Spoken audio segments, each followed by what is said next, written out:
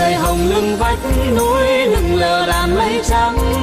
Con chim gì mà hót vui vang cả cánh rừng. Vui chân ta cùng xuống chợ, bướm trắng bay quanh bên những rừng mơ.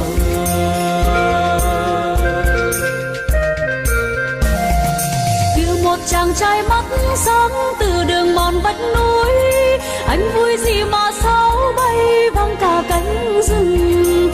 Vui chân ta cùng xuống chợ, bướm trắng bay quanh bên những rừng mơ.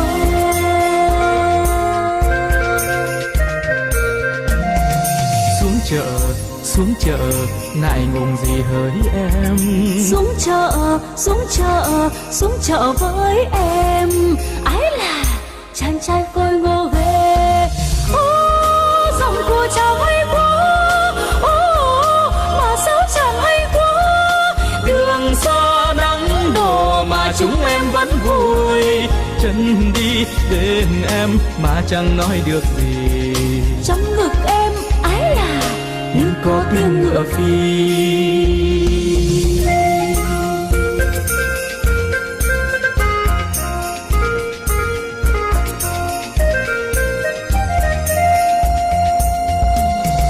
Kia những người con gái có nụ cười đẹp quá.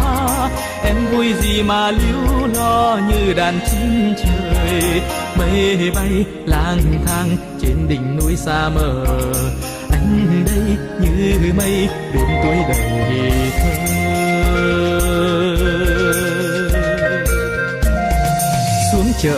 Xuống chợ ngại ngùng gì hỡi em. Xuống chợ với em. Ái là chàng trai khôi ngô ghê.